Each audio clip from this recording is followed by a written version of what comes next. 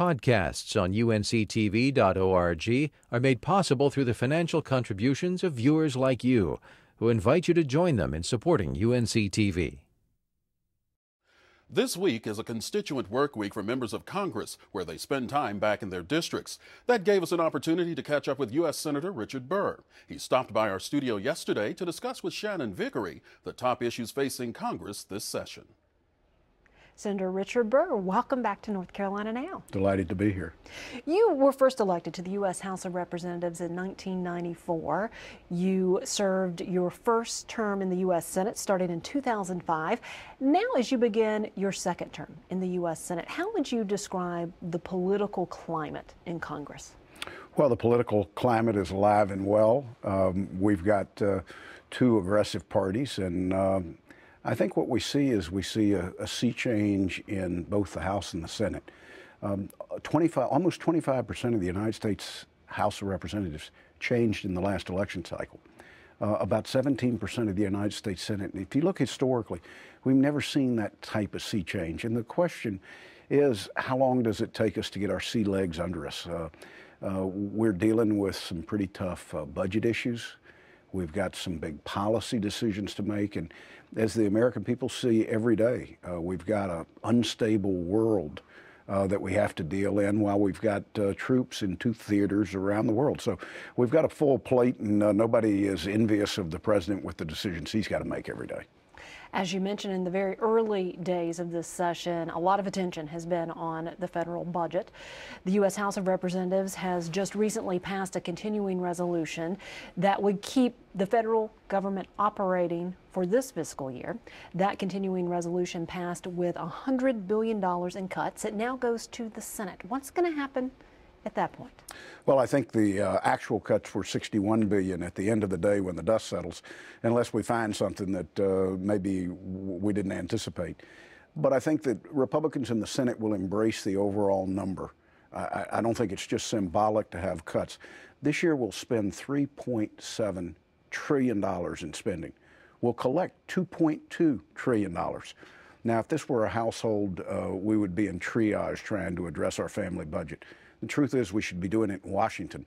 So even though the numbers seem small, it comes with a large responsibility as we head into next fiscal year, not just to address the reductions in spending, but to make the systemic fundamental changes to some of the problems that cause us the biggest long-term liability: Medicare, Medicaid, and Social Security. We've got to have a backbone that's willing to address those.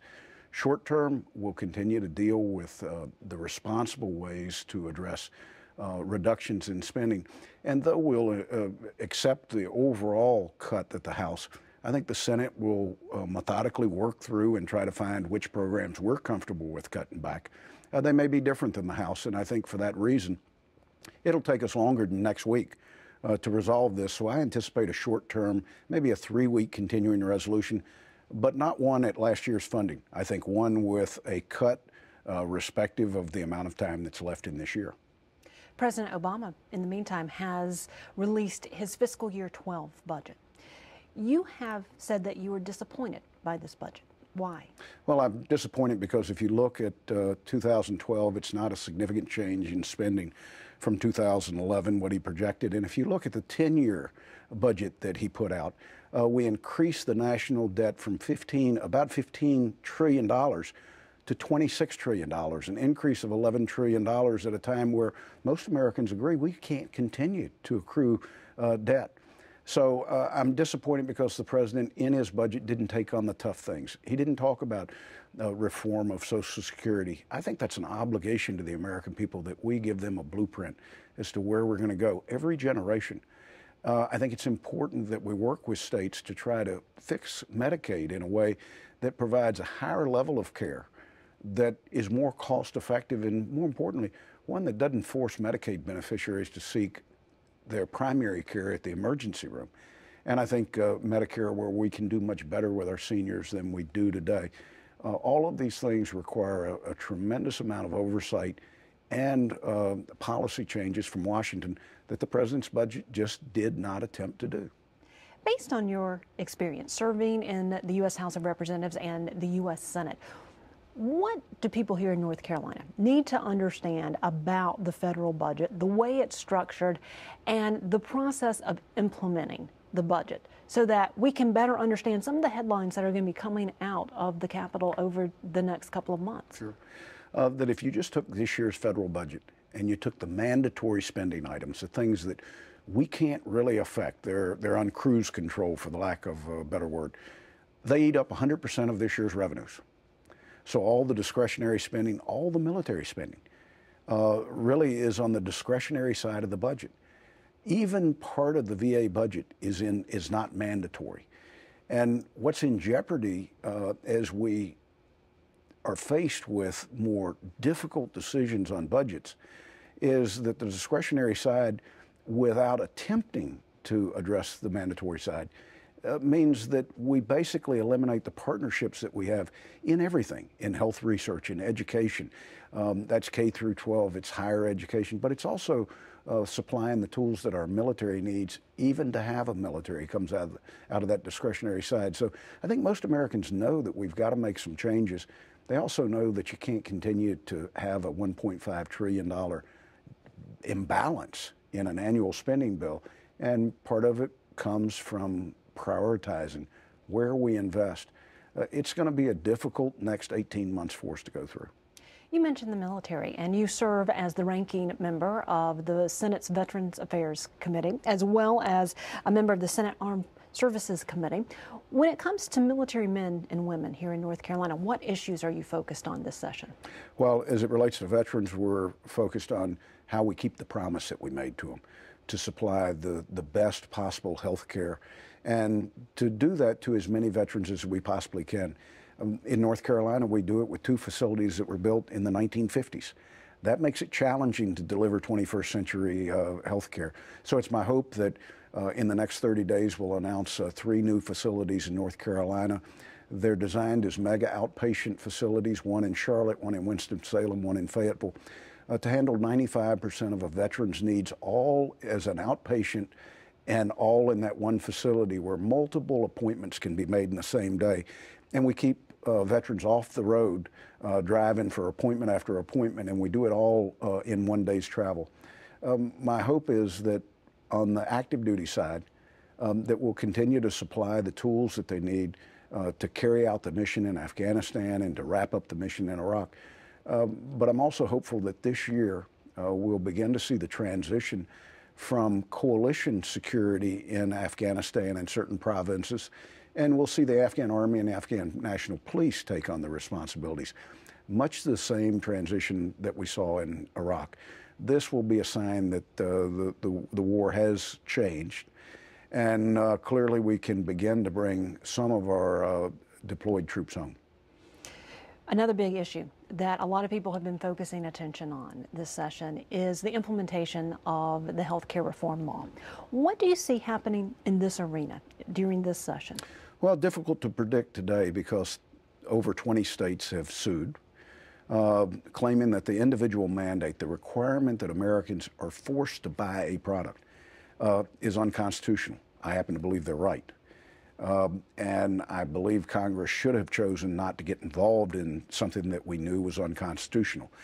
Congress's responsibility is not to pass something and let the courts determine whether we should have been involved. I think many suggest that we ought to have a constitutional test on everything we take up. I think that's a wise choice. But the reality is that we put a tremendous amount of indecision into the states, into public and private business, and into individuals. Every analysis of the current health care proposal says that Americans will pay more, not less, for their health care. That was not the objective of this health care plan.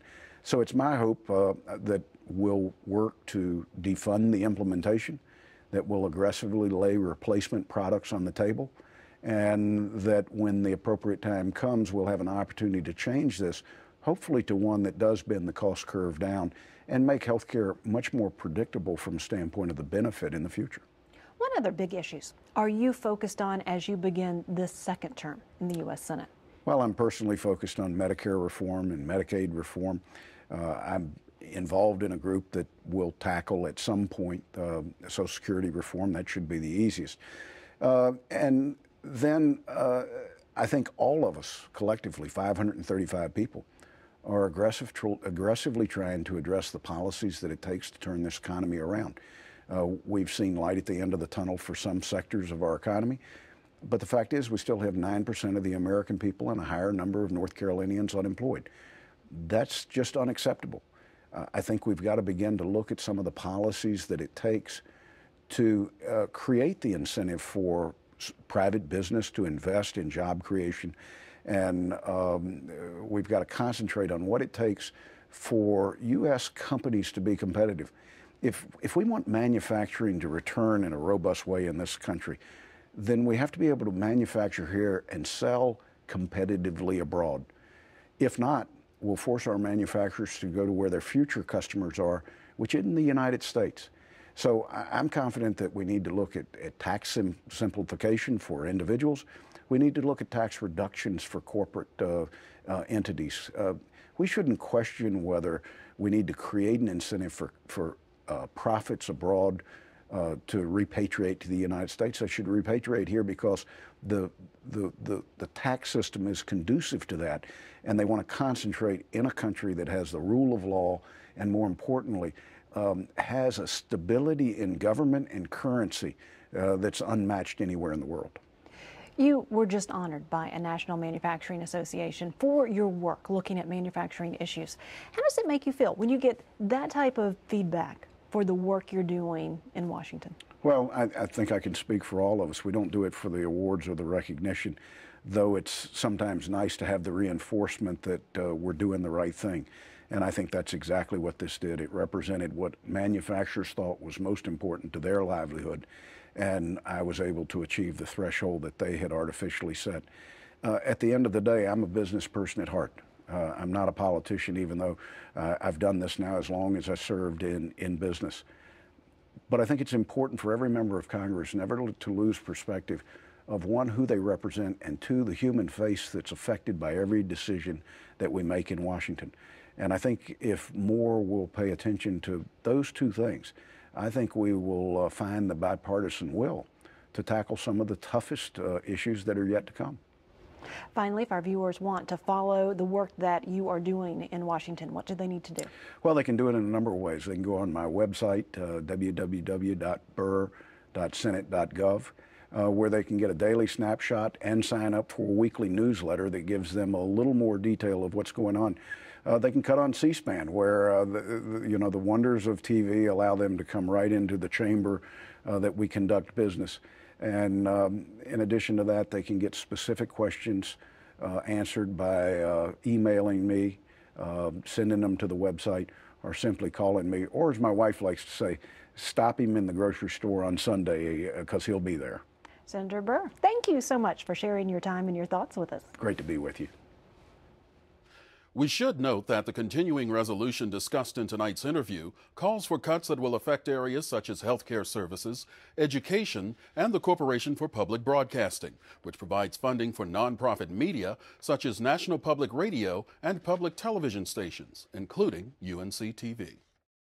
Podcasts on UNC-TV.org are made possible through the financial contributions of viewers like you, who invite you to join them in supporting UNC-TV.